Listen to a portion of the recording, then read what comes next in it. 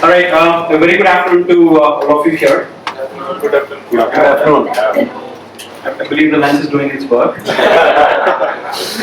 So, thanks for the introduction, Patu.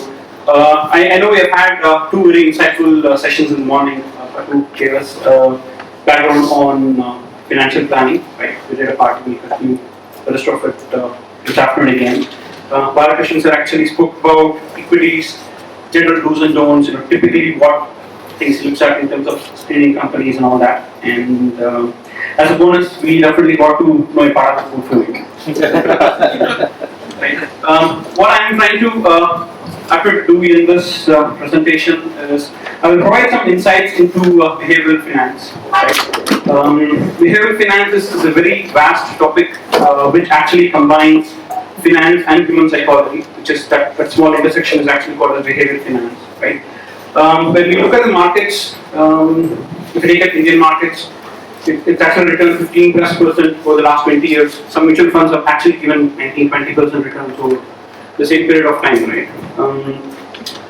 But then, if the markets are doing well, right? But at the end of the day, we actually see Indian investors don't do well, right? So behavioral finance is actually it started out as a post-mortem that was done in US and much of Europe in the 60s and 70s. It's got its roots 40-50 years back, where they attempted to say what actually goes wrong when we do any kind of investing. Right? It could be in financial assets, it could be in different sets of assets, but what really goes wrong, which is what behavioral finance is all about. Right? It's a very vast question. I have tried to skim it up very little. I'll try to keep this discussion as interactive as possible. Obviously, the participation from all of you is actually the key in making sure that we get this presentation going. Right. So there are a few things that I would talk about in this discussion. I'll give an introduction to behavioral finance, which is what we just spoke about, what behavioral finance is all about. We will talk about a few concepts in behavioral finance, mental accounting, and different theories that actually go around behavioral investing and all that. Right? And wrap it up with a presentation on investor psychology in motion, where what happens when we as investors step inside the market and try to generate that alpha, if you want to call it. Right? Right. So, traditional finance holds the view that all of us are rational investors. We take rational decisions. Right? If we look at some of the slides that Balakrishnan have put in the morning, right? We know that if we even look at the same sort of information, some of those companies would have actually been in our radar to have invested. We would have actually put our money against those stocks, right? If we had not gone down to look at the management report or the auditor's notes on what the company is actually doing, right? So behavioral finance pokes into those irrationality in our behavior in terms of investing, right? Which is what behavioral finance is all about. Typically, how behavioral finance can help us, while it looks at finance and psychology together, it provides an insight into the way we make decisions and look at obvious pitfalls and traps that we can actually come out of. Right? So that is what behavioral finance is intended to accomplish. Okay, let me ask this question. Do you prefer equity or bonds, fixed income securities? Fixed income. Equity.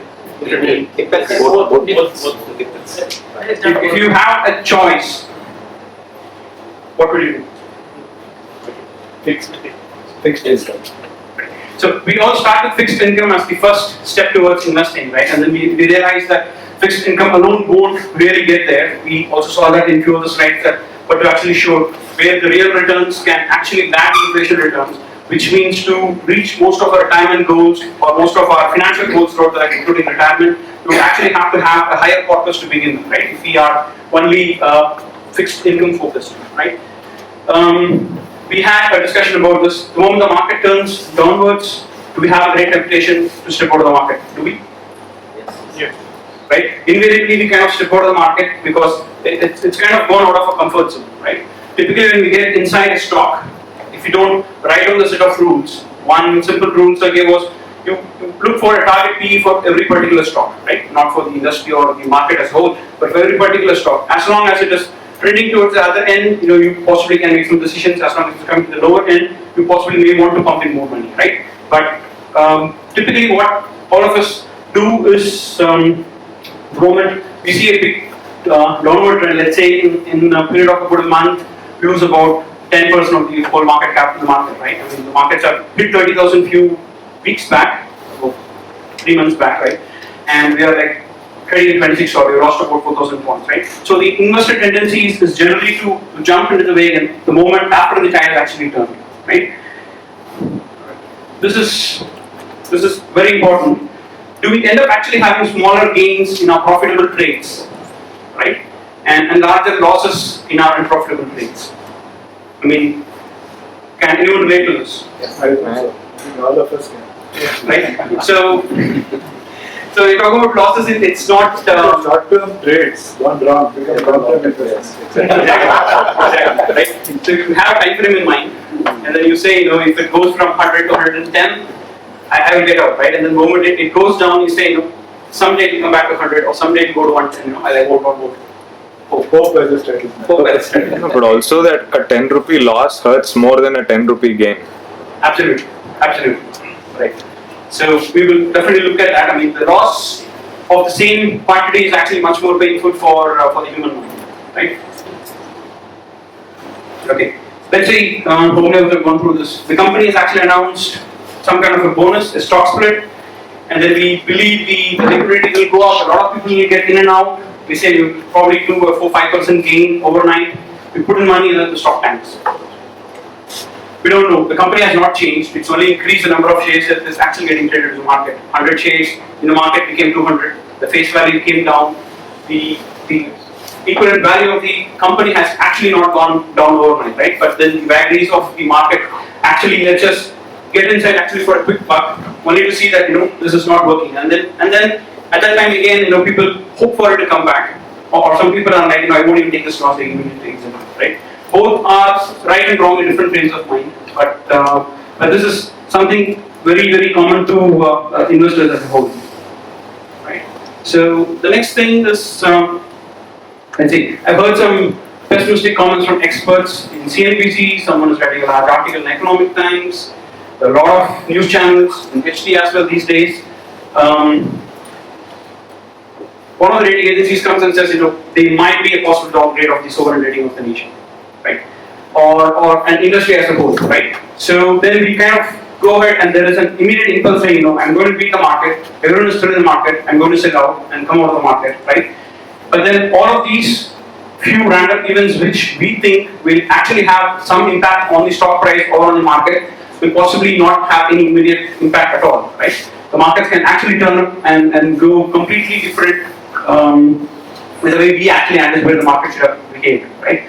So then we have kind of been holding on for stocks for 2 years, 3 years, 4 years, it could be longer or shorter, but then the moment we hear about something bad that's happening in the market, or we hear about something happening in the market, we feel we are smarter, and then we kind of exit, and then we see that the gains what we had operated, or we probably could have actually made much more money if it just stuck around those couple of weeks, right?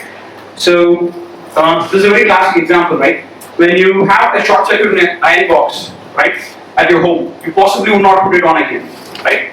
You would possibly call the electrician, you would try to go and fix it, right? But what people typically do is they get inside a trade, they get a loss, right? And most of the time, we don't actually read into what went wrong and we go back into the market, right? Without doing any kind of homework, without taking back that lesson, what I should do the next time something like this happens, or should I do more research before I get inside the stock, right? So behavioral finance actually talks about this and a lot of other aspects that go into our psyche that actually makes us make these investment decisions, right? So this is what has been the basis of behavioral finance.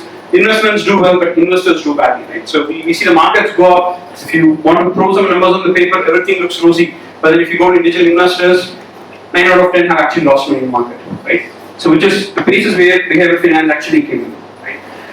Mental accounting is a very important concept in behavioral finance, where we take emotion and logic into the same bucket, and then we do some kind of mental accounting. We will quickly see what mental accounting translates into, right? I will walk you through a very simple example, right? Let's say you have this situation. You have bought a ticket at the theatre for 100, it's 120, but it's 100 for easy purposes. And let's say you have lost a ticket, right? It was in your pocket when you left your home, but then you don't have it now, right? Would you buy another ticket for rupees 100? Yes. No. If I am with my girlfriend, yes. Come in? If I am with my girlfriend, yes. Okay. Okay, so that's a different frame of reference. In this regular frame of reference, you won't buy it. And if I am with my wife, she will say you are always dirty. She knows everything. Okay. So in this case, the probability of a lot of people buying another ticket is like a lossless ticket under the movie is super good, and you're missing first show kind of a thing. You probably will have an inclination to kind of let it go, right? If you look at the next situation, right? On the way to see a movie, right? You drop 100 rupees. You have something on the pocket. You took your phone out. Somewhere you know you have lost that 100 rupees. It's not in your wallet. By the time you go to the theatre, will you possibly buy the ticket? Yes. Right. So I mean, this is what behavioral finance actually tries to attempt to answer, right? Your situation is actually the same. Most of us try to say no for the first situation and more or less saying yes for the second situation in hand, right? This is because at the end of the movie, when you walk back, assuming you watched the movie in both cases, right? You would have actually watched the movie. You would have spent 100 on the ticket and you would have lost 100 rupees. So the outcome from the time you left home and then you come back is exactly the same in both the cases, right? But then we kind of look at different kind of mental accounting, right? I have already spent on a ticket, I have lost it, I'll probably not buy it, right? But then when I lose the 100 rupees on the road, I feel like my intent for coming here is actually to watch the movie, and I will buy this ticket, right? So if you look at our own decisions that we take around our regular lives, we actually see a lot of examples that we can relate to this, right? I'll probably go with another example, right? This is a very common one we can very easily relate to once again, right? You have 2 lakhs lying in your bank account, you get 2 lakhs as a bonus from your job, right? Your annual bonus, whatever it is, right? Or it could be a tax refund, or it could be a LIC payment, whatever it is, right? You need to spend 2 lakhs on your new car, right? So typically, which amount would you think you're using actually? We kind of give a lower value to the bonus because it's kind of assumed to be a freebie, right? So both the value of both the money is actually equal, but in our mind, the money in the savings account or in the bank account rather, it is assumed to be untouchable because it's there for possibly another mental reason that we have. I'm not saying we have kept it for something else. It's possibly an emergency corpus or whatever it is, right? While the bonus that we get is actually to enjoy our spirit, right? So a lot of organizations actually give out the Sodexo ticket coupons as part of the compensation, which is a tax-free fringe benefit that is part of the package, right? So what I've seen and corroborated mostly is when people actually walk with a 2,000 rupee booklet of Sodexo coupons, right? People tend to splurge, right? They don't kind of value that money really. But then when they walk out with 2,000 rupees in cash, they think, should I really spend this money, right? It's really your own hard-earned money. Both has come to you after your taxes have been deducted from your salary, right? But then you kind of assign different value to different sets of money that we actually handle, right? So which takes us to this one, right? So depending on whether it is a savings or a salary, we give it a much more higher importance to a saving or a salary. A tax refund can be splurged, right? LIC cashback, if assuming people invest in LICs and you get cashbacks every 5 years, 10 years, whatever it is, you think it's again money that we can actually go and splurge, right? If you look at a bonus, let's say lottery gain or inheritance, we feel this is money that has actually come to us with less or in theoretically speaking less of work, right? I mean, though you work for the bonus, but inheritance on lottery is something that has actually come to you. So you kind of have all these buckets and then you pick out one and say, I might take this money from my bonus bucket or from my inheritance bucket, right? I mean, really, end of the day, if you go on the previous example, we saw you have 4 lakhs in hand, right? You had 2 lakhs in your account, you had 2 lakhs that you got as part of your bonus, you actually have 4 lakhs, right? But then the 2 lakhs that you spend, you kind of say, I took it from the bonus bucket, right? So that's where we actually tend to value money differently. If you have to go and splurge the bonus 2 lakhs, you don't feel any pains to it. But then if you have to go and spend another 20,000 out of your existing money, there's a lot of pain associated with it, right? So that's what is mental accounting, where it's just all money is actually should be treated equally by all investors. And but then we kind of assign different values to different sets of money that we receive, right? Okay, so this was a very interesting experiment that was done in the US by Stanford University in the 70s and 80s, right? So loss aversion versus hyper loss aversion, right? So loss aversion, we all more or less know about it. We say that I buy a stock at 100, I don't know what to loss, but I know the stock will go to 110, I will sell off, I'll come off, right? But then the moment it goes to 97, 98, sometimes if you're really risk averse, you don't know, you've not done your homework, you possibly will chicken out and get out at 97, 98. At the very first instance of the stock turning back, right? So that's loss aversion. Hyper loss aversion is actually refers to a principle in this experiment where they actually gave one apple to a monkey, right?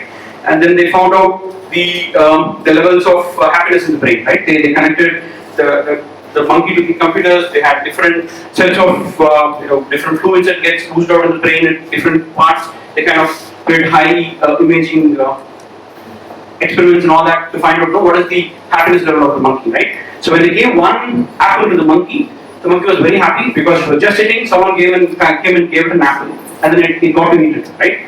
So they repeated this experiment again. They gave 2 apples to the monkey. The moment it actually finished eating the first one, they grabbed the other one and went, right?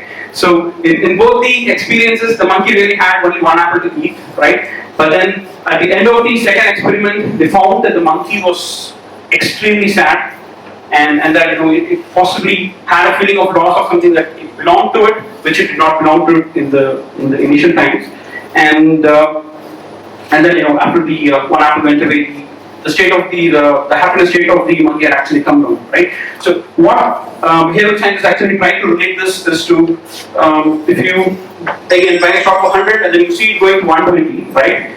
And then when it falls to 110, the pain experience is much higher than your pain that you will actually experience when it actually happens from 10 to 90, in spite of you having a gain, right? So 110 is still, depending on the time frame it is invested, it's still decent money. But then when you get something that's taken away from you, that actually gives people a lot of heart pain. So that's what this experiment try to establish, right? So a lot of studies have actually shown that the effect of pain is about 3 times the impact of the pressure that you have, right? So it's the $10 gain or a 10 rupee gain that you have in trading the stock is, and the loss that you actually incur is much more intensive when you compare the overall heuristics, right? This possibly explains the reason why people actually hold on to losing stocks, and all of us have actually been party to it at some point. We have done it, we have possibly been doing it, and the intent at some point is not to get inside the whole trap, right? So if you look at it from the an additional example that we can relate to our own lives, EPF reductions that happen as part of our own salaries, we don't even know it's going, right? They deduct it and then they give you the money, right? But then when for example says, right, you have to invest so much in your Excel, right? That's what your Excel is telling you, right? So then even if it is exactly the same amount as EPF deduction, if it is going to hit your bank account and then you have to take something out of it, right? You probably have that thing. Theoretically speaking, assuming your investments actually happen before it hits your bank account, you probably are better off, right? So there are a lot of ways to look at it because if you have the cash in hand, you can actually control the cash for a few months. A couple of months as an emergency, you can use that, and then again you can develop your investments for a couple of months. A couple of months shouldn't make a huge difference on a 15-20 year plan if you have to stop yourselves, which is not recommended, but I'm just giving a theoretical example, right? So which is the reason that something is given to us and then it's going to be taken away from us. We feel a much larger pain in terms of looking at that money, right? So I'll jump onto the theories in behavioral finance. There are a lot of theories. I just took 2 of them and tried to skim it through, right? So prospect theory. This was actually a very important work by Tversky and Kahneman. They developed this theory in 79, showing that people, when presented with situations for risk versus reward, people actually behave very, very differently. Which we will actually see in a couple of examples down, right? So again, the context in which we present the problem to the person actually makes a lot of difference in terms of the decision making itself. When we chase gains, we are risk hesitant, which is to say that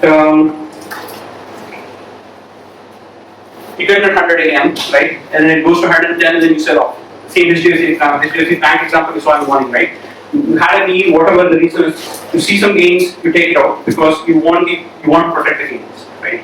Whereas in case of if you want to avoid a loss, right? I mean, when the stock falls from the price that you actually bought it, what you really do is at some point sanity should prevail. I mean, if you think the company is not doing well, or if you have a mental line below your purchase price when you have to exit, I mean, you still wait for that particular day. When the market will rise 500 points, 1,000 points consecutively within a few days, and then you think you kind of come back to your break-even point, right?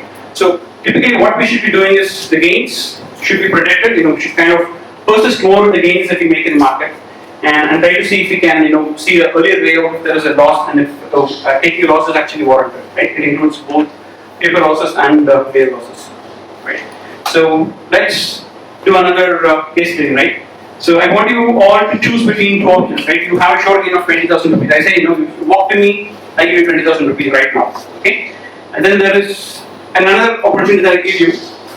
You still have a chance, I'll probably pick lots.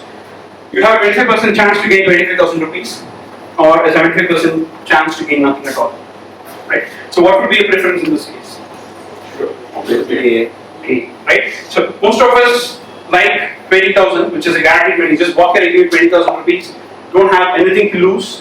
You take that and walk away. So this is a very easy thing for us to take, right? So I have the next situation, right? Where you have a sure loss of 20,000 rupees, right? You walk in. What I say is, you give me 20,000 rupees and walk back.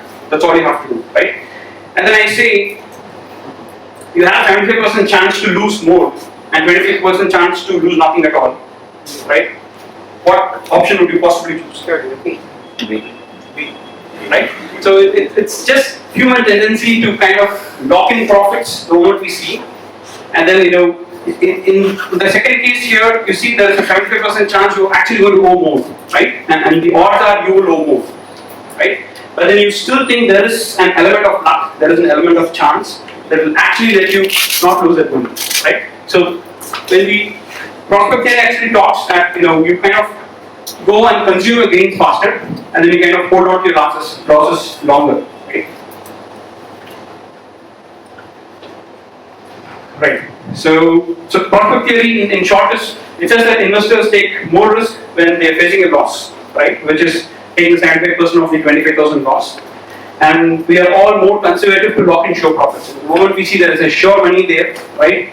And then that's, yeah, okay. So let's assume even if we know that the chance of actually making the money is higher on the other side, we still don't kind of look for futuristic gains. Anything that's happy for now, we take that, right? So I think that whatever prospect theory, this summary is in conflict with the examples we gave. That investors take less risk when facing a loss and more risk when there is a sure profit, isn't it? Okay. But here, when you say take more risk when facing a loss, you have a 20,000 rupee loss, right? Which is the case, right?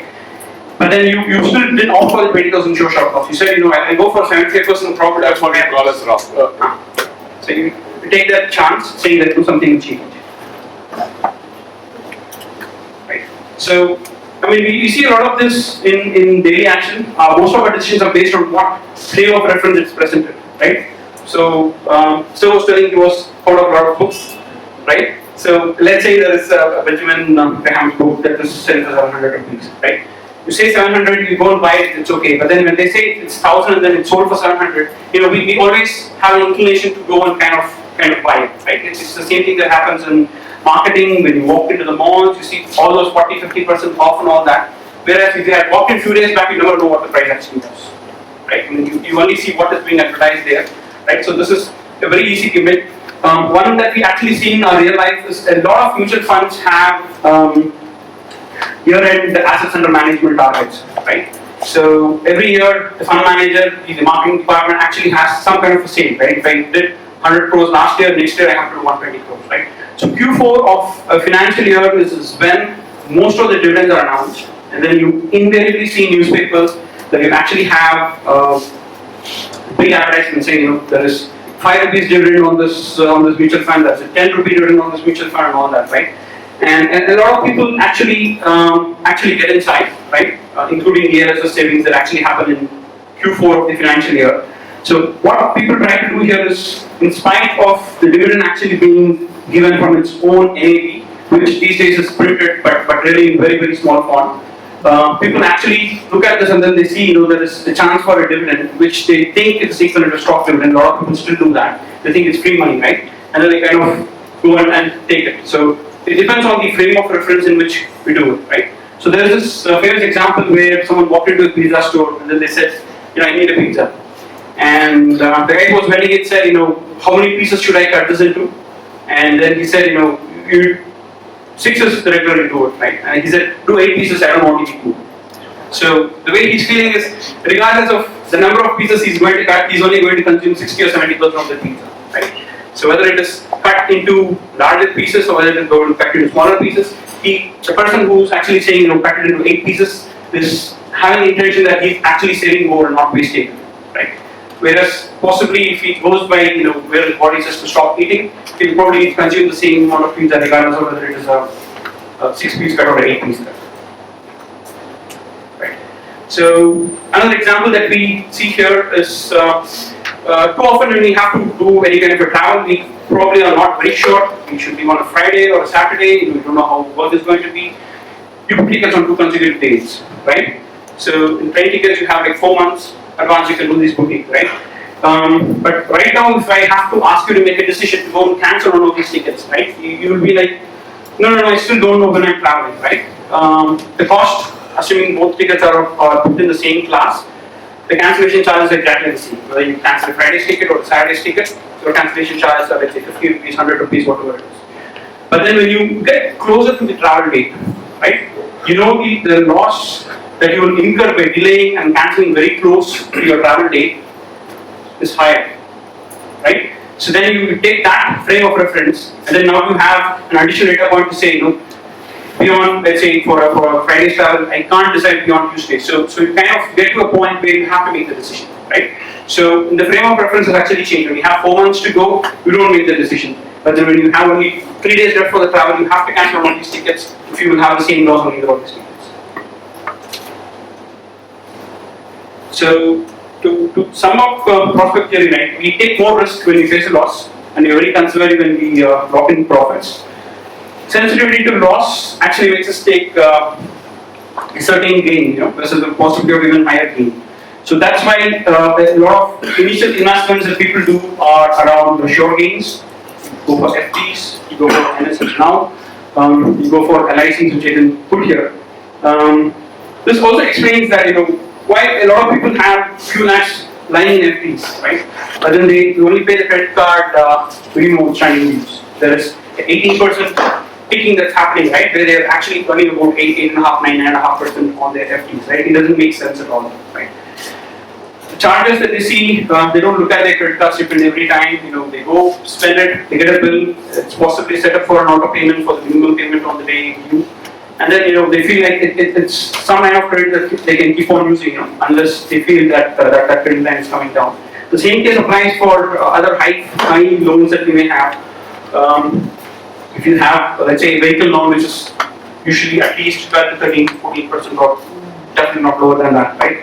A lot of people run car loans, run vehicle loans, right? But they still have a lot of money pumped and staying in FDs, right? Where it doesn't make sense in those cases because they actually are preferring the short gains that the FD gives. They're not kind of being very, they don't notice the interest charges that actually get accumulated on the credit card or on the other loan accounts, right? Okay, the next theory in behavioral finance is something called as anchoring, right? So in anchoring, what we do is, if we don't have that information, or even otherwise, right, which is mostly the case, we assume that as investors that the current prices are about right. Right? There are a lot of examples we can give. I just gave a random example here. Let's say ABC stock is trading at 1,000 rupees in Jan 2014, about a year and a half back, right? And then you got inside, and then you see that the price has actually rose to 1,600, right? So you're still invested. Let's assume that, and whatever reasons it is, let's say the reason necessary issues it didn't fall much, but whatever issues you have, it's going below 1,200 in me, right? It's not a real stock, it's all random numbers, by the way. So what we do as investors, we kind of anchor the price at 1,600, right? And we think that the price is undervalued.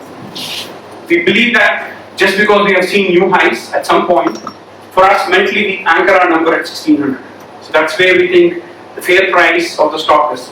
Whatever reason actually brings from the stock, if it is a general market volatility, possibly it may go up, you don't know.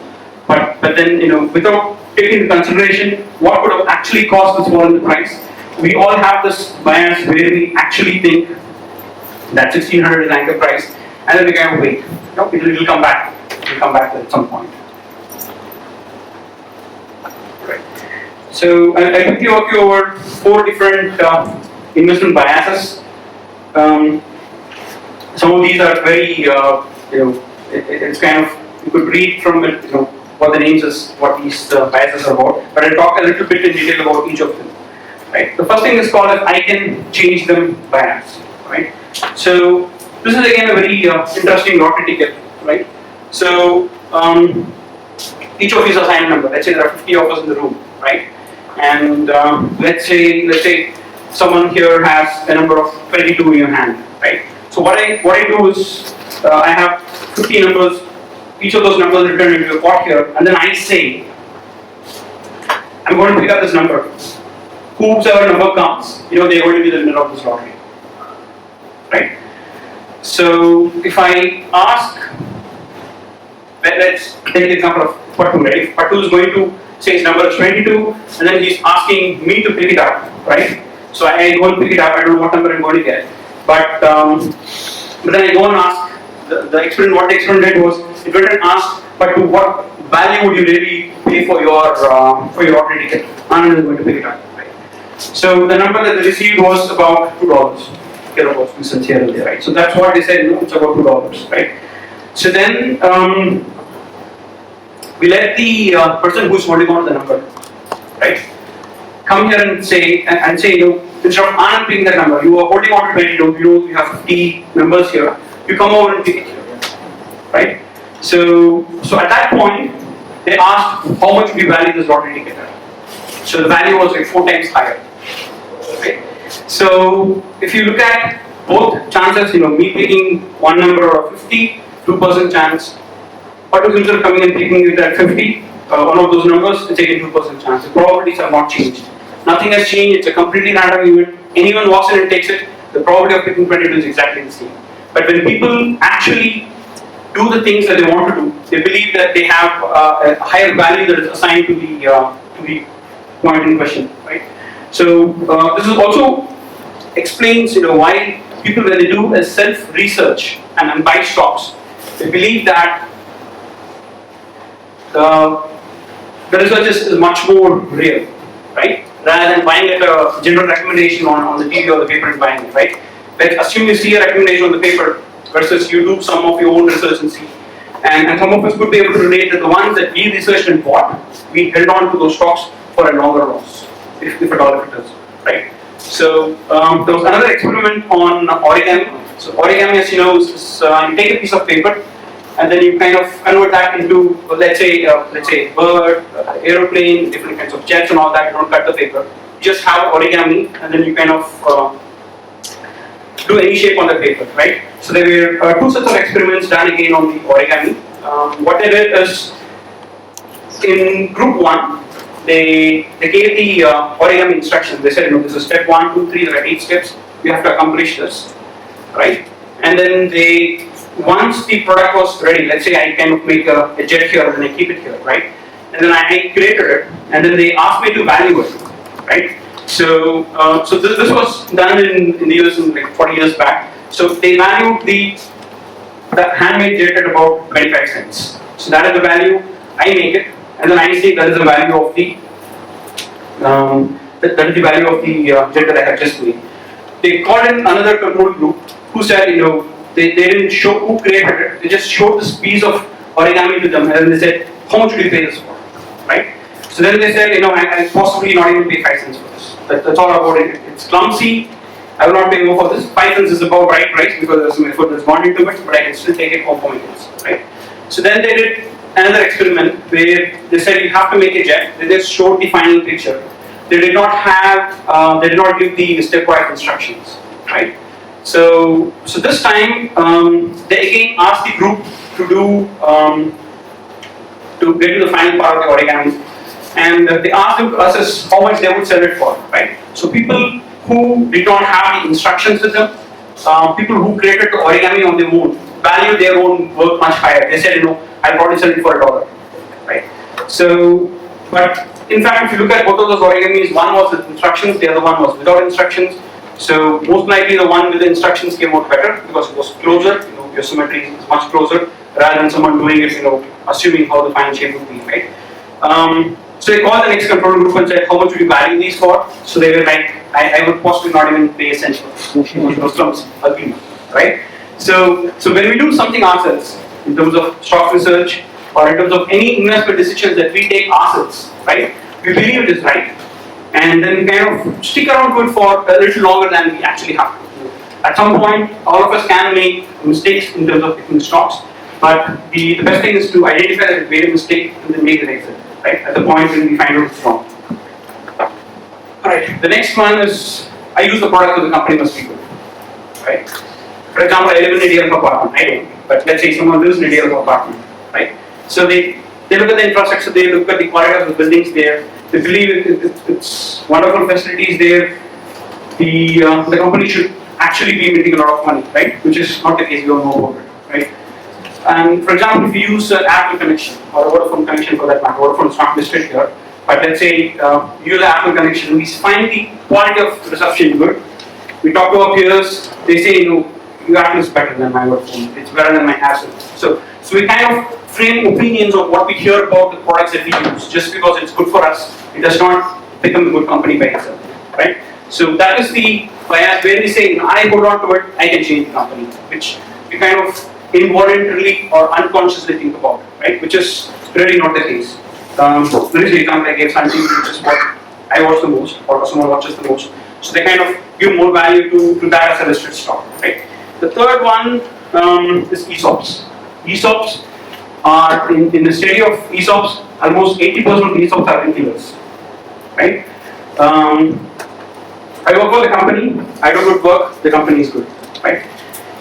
I mean, regardless if you work for the company or not, the company pays me the salary, that's fine, but then, unless they actually go into the income statement, the balance sheet, the cash flow statement, really find out what's happening with the organization, I can't really say whether it is a good stock to begin with, good company, well-run company, or a stock to begin with, right?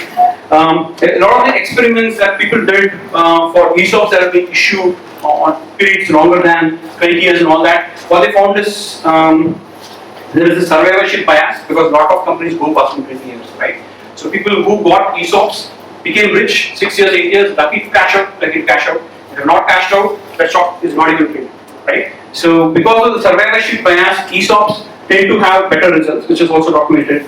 But what they say is people working for the organization, if the organization paper, the balance sheet is good, if the cash flow statement is good, yes, it can still be, you can independently look at it as a stock. Enron is the best example of ESOP going bust, right? What Enron did was a lot of the 401k plan, which is the pension plan that is in the US, a lot of money was, pension plan was run by Enron itself, and they pumped a lot of that money into their own stocks, right? So a lot of people who saw very inflated valuations for a very long time, all of a sudden, within a couple of days, they saw the entire money actually having vanished, right? Enron filed for bankruptcy 13 years ago, 2002. So Enron going bust. Tech Mahindra is a very recent example. I mean, this is definitely not to compare Enron and Tech Mahindra in the same thing. It is just an example to say that there was a 5% hit in Tech Mahindra one day, the next day there was a 15% hit. I haven't tracked it since I just saw the headlines, right? So, I mean, someone who's actually sitting with a 1 crore or 2 crore corpus will actually see their money actually vanish by 20 or 40 lakhs within a fraction of a couple of days, right? So generally what we think is, I work for this organization, this is good, I will hold on to my ESOPs, so we should not do that. We should look at it as an outsider who will actually look at the exact financial strength of the company. And if it still convinces me, even if I did not get an ESOP, if I will buy my company stock, I can still buy it. There's nothing wrong about it. ESOPs, I mean, this is not to say that ESOPs are bad, ESOPs are good. There are companies that do extremely good, right? But this falls under I can change my bias because I do not vote, I vote for this organization, right? The next one is, I probably don't even have to go through the slide, this time it's different, right? So we all believe this time it's different. Every bull market that we have, we actually have a feeling this is different, this is going to survive for longer, right? Without return. And historically it has never happened. We all know that with the limited data that we have in the Indian market and 100, 150 years of data that goes back to S&P 500 in the US, we know that bulls and bear runs are essential part of the cycle. But every time we think that this is going to be special, this time is going to be different, right? So the tulip bulb crash in 16th century, I'm pretty sure all of you have read about it a lot of times.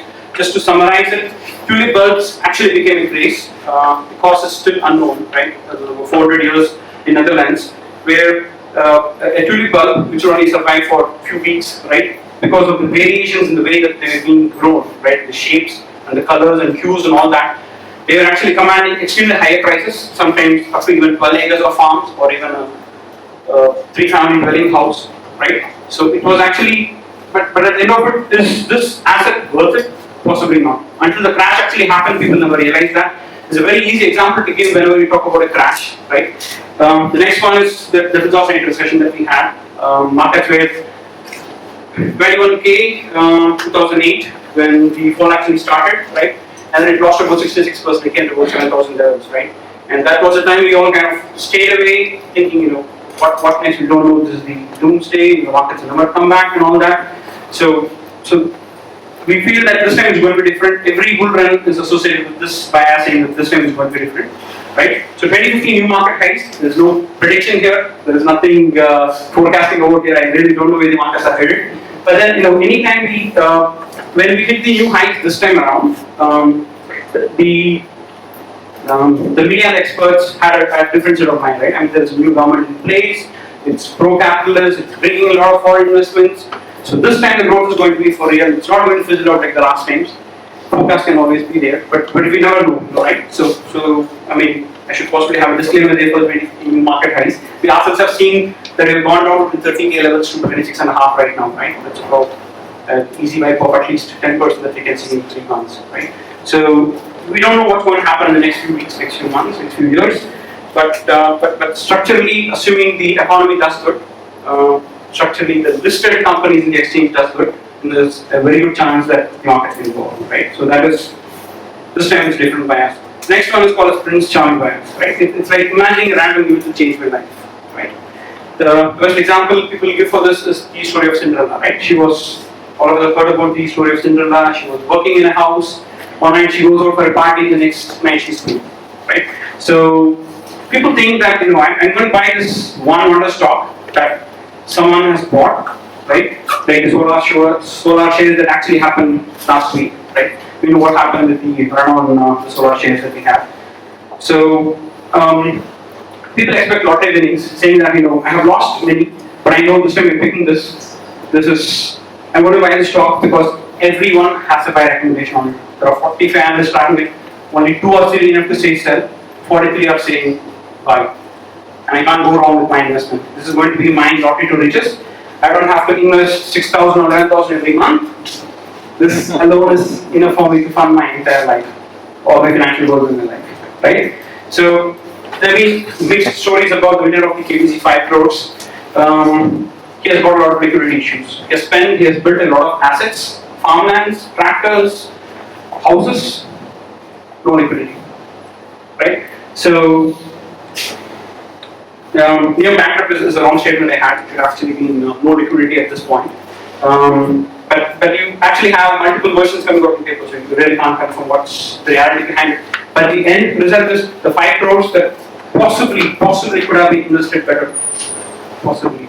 right, was possibly scanned out here in this particular case, right? So the lottery winnings don't necessarily actually promise financial gains or financial prosperity. The fourth one is I just can't quit, right? So we hate losing. So we have always been brought up saying never give up, right? You do something, you try again, and you kind of succeed, right? That's kind of the mantra that's been drilled in our hearts and minds right from the time we're all young, right? So that's good for ambitions, that's good for, let's say, trying to build a business. Let's say you need to probably, crack the exam and all that, right? It's very important, right? But then a lot of the time we kind of misuse this statement. We say, I bought the stock, I did the research, I'm reasonably sure nothing is wrong with this company, I will not. Because I know there is something right with this company, right? So this is the reason that actually explains why people put a lot of their good money behind bad money, right? They kind of try to average down. I buy some 100 at 100, then I kind of say it's come down to 80, I'll buy 100 more at 80, my average will now come to 90. So I kind of average down because tomorrow my anchor price is 100 or 110 or whatever it is. When I hit the anchor price, I'll make a lot of riches, right? They didn't do the homework when they got into the stock, and they've not done the homework when they're exiting, when they are actually pumping more money behind this same stock, right? The other one is on LIC policies, right? So a lot of investments have gone into LIC policies in the past.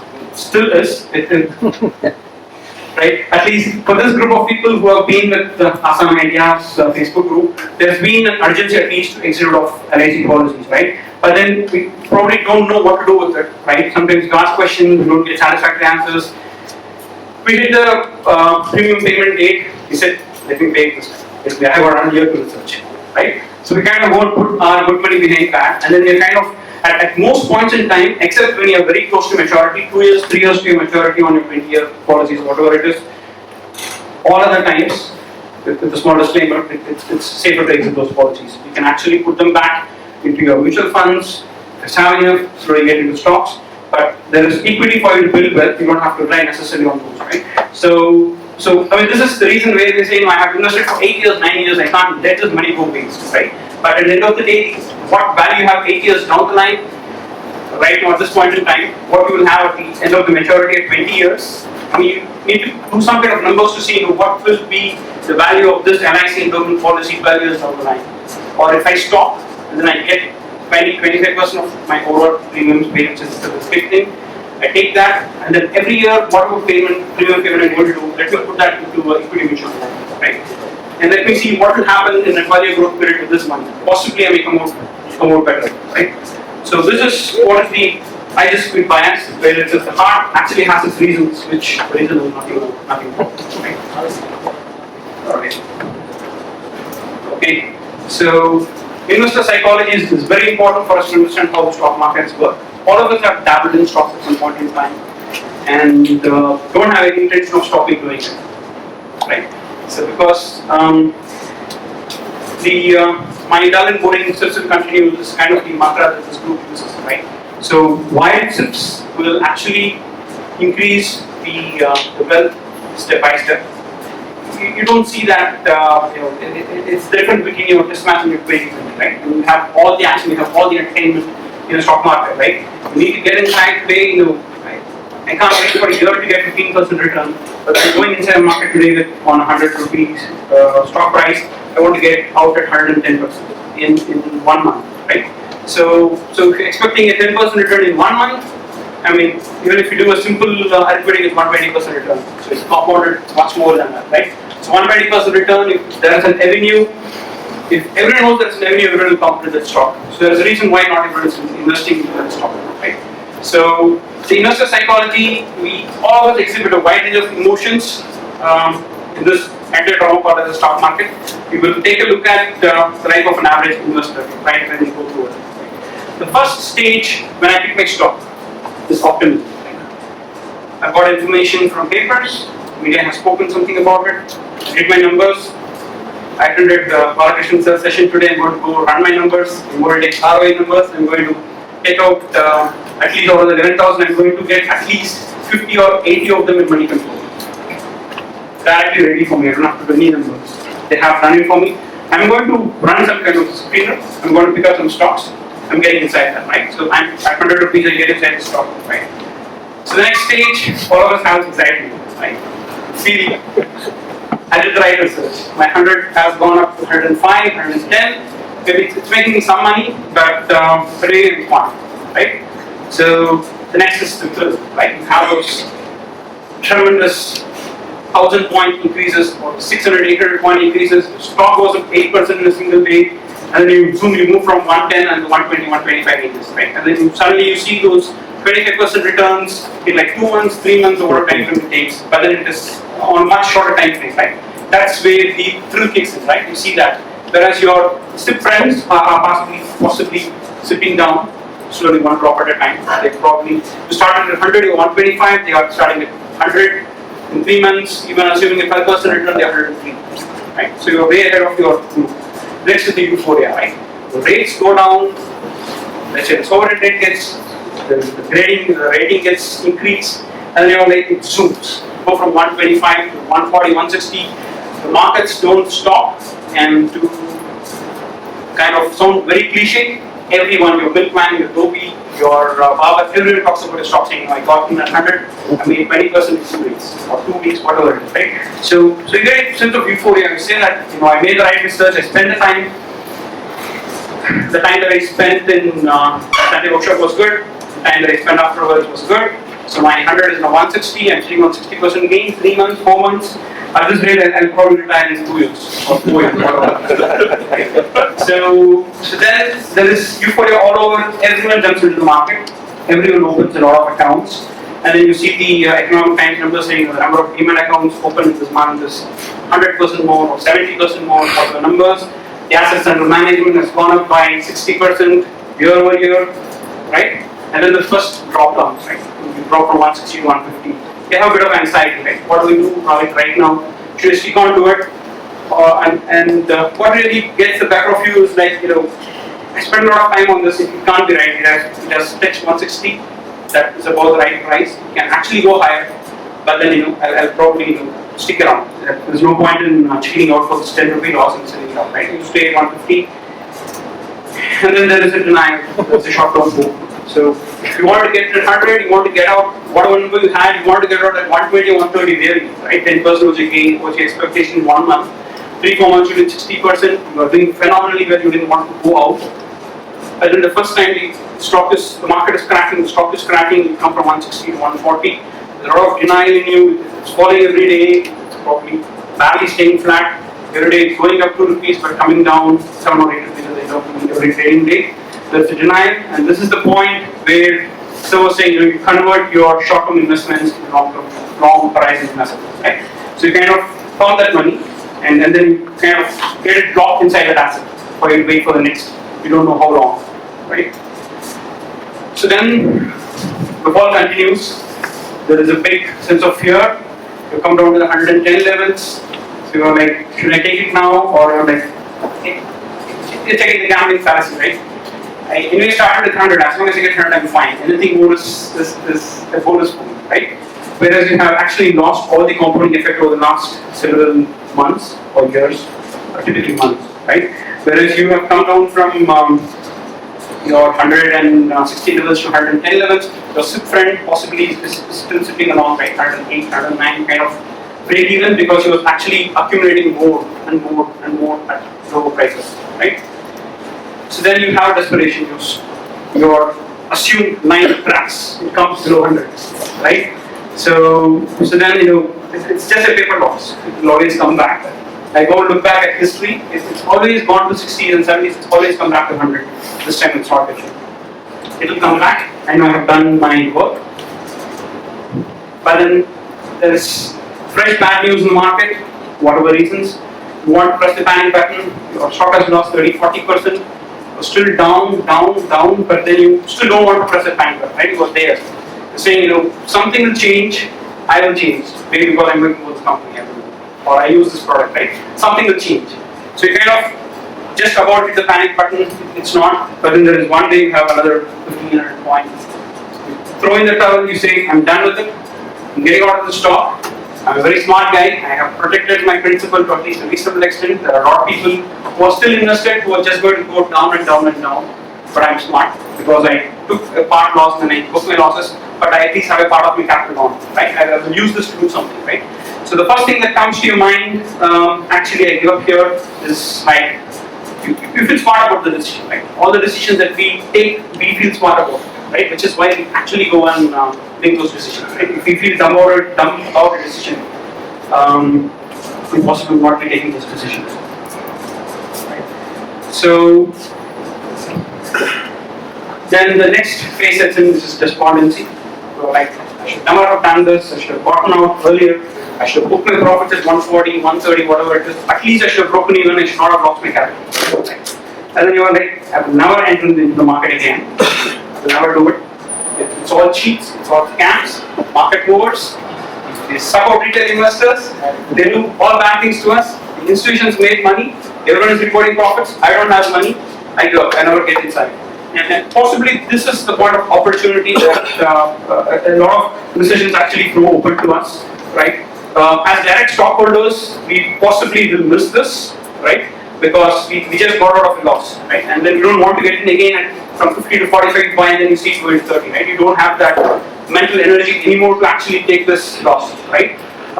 Whereas our sixth friend is also below the line, possibly 70s, 80s, whatever it is, but then they're accumulating more and more, right? Because they don't have this urge to do more.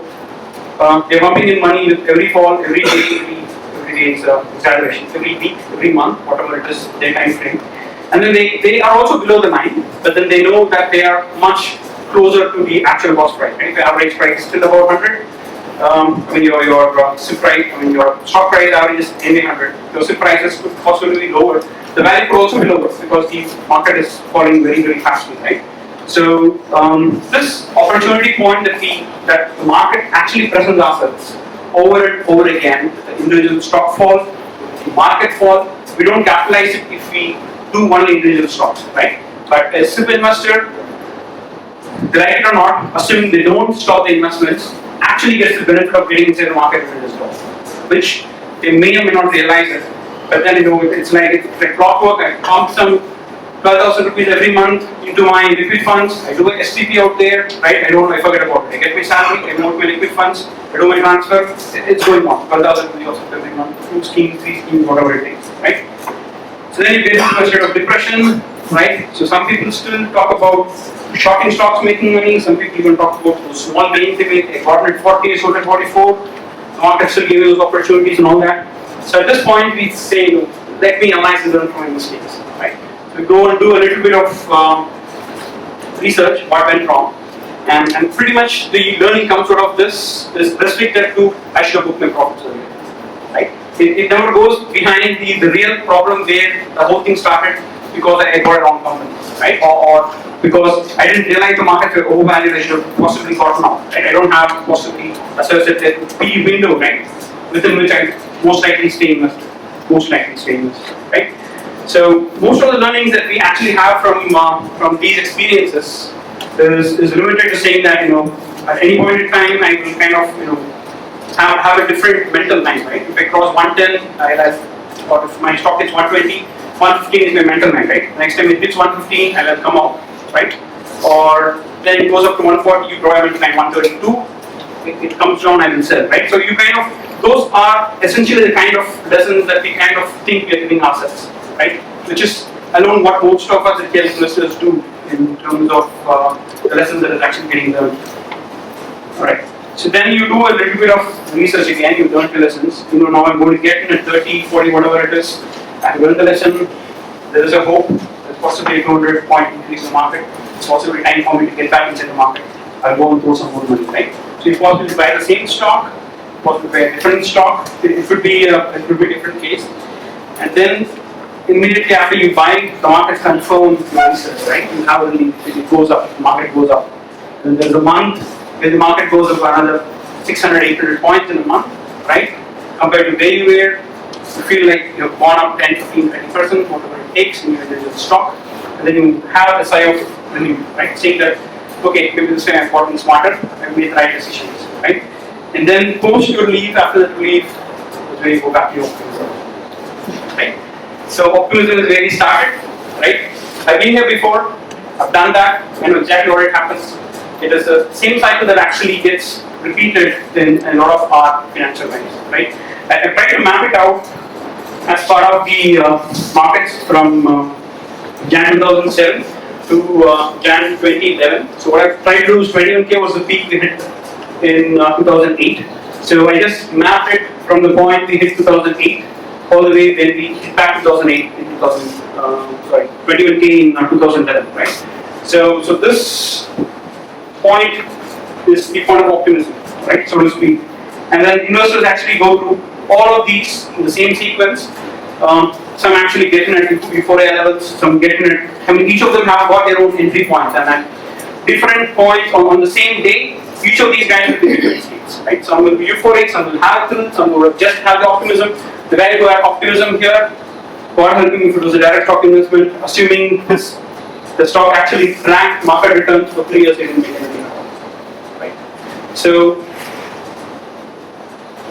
this is, I mean, not representative of any single stock, but it's just a general representation of the market itself in terms of how our emotions actually flow from optimism back to optimism, right?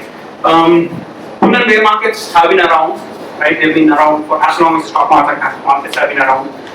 Stock markets are a phenomenon created by human behavior, right? Markets don't exist in vacuum, right? It's we as investors, retail investors, institutional investors, promoters, mutual funds, pension funds, foreign holders, which are again pension funds and mutual funds, who are the ones who actually move the market. Market has actually seen a lot of bull cycles, a lot of bear cycles. Generations before us have seen it, generations after us have seen it. It's in this very limited time frame that we have in terms of our financial lives, right? I really hope we actually make the right set of decisions to meet all of our financial goals. Right? Thank you very much.